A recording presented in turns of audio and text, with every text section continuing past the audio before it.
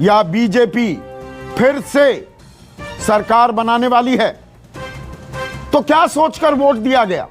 Party और उम्मीदवार के नाम पर 30% लोगों ने वोट दिया है, लगभग 1/3, पूरी तरह से 1/3 नहीं, 1/3। विकास 18 लोगों की प्राथमिकता थी।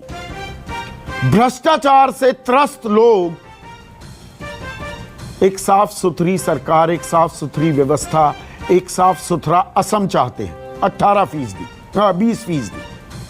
और स्थानीय मुद्दे, यह विधानसभा चुनाव है, स्थानीय मुद्दों की गूंज हमेशा सुनाई देती है, तो 13% लोगों के लिए उनके स्थानीय मुद्दे, उनके गली मोहल्ले, उनके कूचों, उनके गांव देहात, उनके शहर के बिजली के, पानी के, अस्पताल के, स्थानीय प्रशासन के मुद्दे हावी रहे। और बाकी 8%, लंबी फेहरिस्त होती है मुद्दों की। तो ये जो मुद्दे हैं, 30% पार्टी और उम्मीदवार, सुकेश मेरे सहयोगी मेरे साथ हैं, सालों से विश्लेषण करते आए हैं और तमाम जगह जाकर ग्राउंड रिपोर्टिंग भी की है। तो पार्टी और उम्मीदवार, ये 30% लोगों ने इस नाम पर इस बाबत वोट दिया है असम में। ये एक्सपेक्टेड लाइंस पे है संदीप, मुझे लगता है कि पार्टी और उम्मीदवार, ये पहली प्राथमिकता लोगों की होती है कि वो किस पार्टी से खड़ा है और उम्मीदवार कैसा है, और उसके आधार पे लोग वोट करते हैं। तो ये मैं बार बार कहूंगा कि ये जो एक प्रोसेस ऑफ एलिमिनेशन मैं कहता हूं, कि बहुत सारे लोग हैं, उसमें से एलिमिनेट करके एक को चुनना है। उसका आधार क्या होगा? उसका आधार ये होगा कि आप फला पार्टी से है, आप फला पार्टी से है, ये फला उम्मीदवार है, ये फला उम्मीदवार है, ये हमारे स्कीम ऑफ थिंग्स में फिट बैठता है, तो इसको वोट देना चाहिए। तो मुझे लगता है कि वो ठीक है। भ्रष्टाचार अगर 20% मुद्दा है लोगों के लिए, तो क्या भ्रष्टाचार एक इशू था? क्या इस सरकार में भ्रष्टाचार था?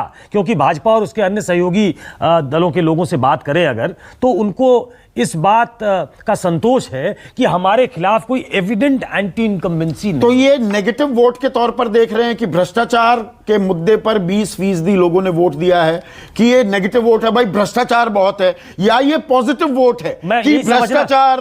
मैं ये समझना चाहता हूं कि भ्रष्टाचार, अगर कोई दूसरी सरकार आएगी वो भ्रष्टाचार करेगी और इसलिए इस सरकार को चुनना है, या इस सरकार में भ्रष्टाचार है इसलिए दूसरी सरकार को चुनो, तो ये 20% है।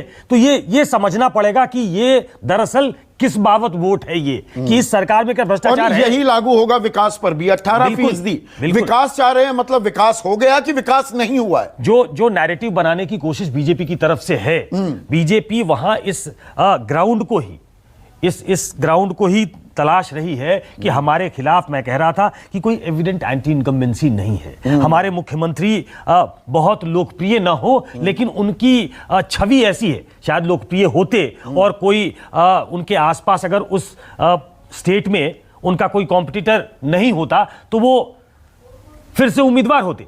लेकिन आपको मालूम है संदीप कि इस बार वो उम्मीदवार नहीं है। ये अपने आप में एक दिक्कत तो नहीं होगी बीजेपी के लिए? 2 पावर सेंटर्स बिल्कुल है, अकेले सर्बानंद सोनोवाल नहीं, ममता बिस्वा शर्मा भी है वहां पर। बिल्कुल, इसीलिए उनको इस बार उम्मीदवार नहीं बनाया गया है। उनको फिर से पार्लियामेंट्री बोर्ड चुन ले और उनको मुख्यमंत्री बना दे, ये हो सकता है, लेकिन दोनों को एक, मुझे लगता है कि एक ब्रीदिंग स्पेस दिया गया है कि विश्व शर्मा ये भी समझे कि बाद में हम भी हो सकते हैं। दबी जुबान इस बात को बीजेपी वाले मानते हैं कि इस वजह से कुछ थोड़ा एक सेंस ऑफ कंफ्यूजन जो होता है वो बीजेपी काडर में है। और एक बड़ी दिलचस्प बात असम से निकलकर आई, वो ये कि कांग्रेस वाले बड़े मुतमईन दिखे।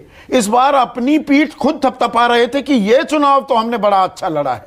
सोशल मीडिया पर भी हमने पैठ बनाई, भूपेश बघेल वहां पर गए चाय बागानों में, वहां दखल देने की कोशिश की। चुनाव भूपेश बघेल ही लड़े। हाँ, नहीं, अपनी पीठ भी थपथपाती दिखी है कांग्रेस वाले। और जोड़ दूं, आप भूल गए कि जो एयूडीएफ के उम्मीदवार हैं उन सबको राजस्थान ले गए, मतलब तैयार की, अरे पोस्टिंग ना हो जाए। छत्तीसगढ़ ना, वो जयपुर की भी खबर आई थी और उसके बाद फिर छत्तीसगढ़ भी ले गए।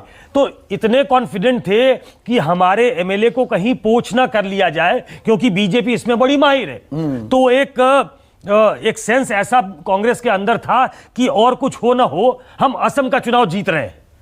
तो जो ये इन्होंने गठबंधन बनाया है कांग्रेस बदरुद्दीन अजमल की AIDUF, और जो बोडोलैंड पार्टी है वो भी 12-13 सीटों पर उसका दखल है, वो भी कांग्रेस के साथ आ गई।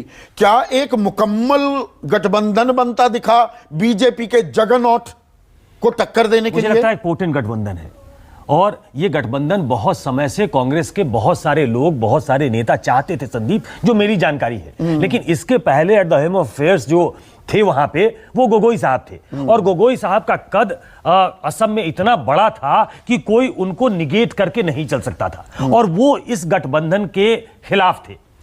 उनके जीते जी ये गठबंधन नहीं हो पाया। हाँ। आखिरी दिनों में उन्होंने रिकंसाइल किया कि ये गठबंधन हमको करना चाहिए, जब वो बीजेपी से बुरी तरीके से हार गए थे चुनाव, और इसलिए ये गठबंधन हुआ।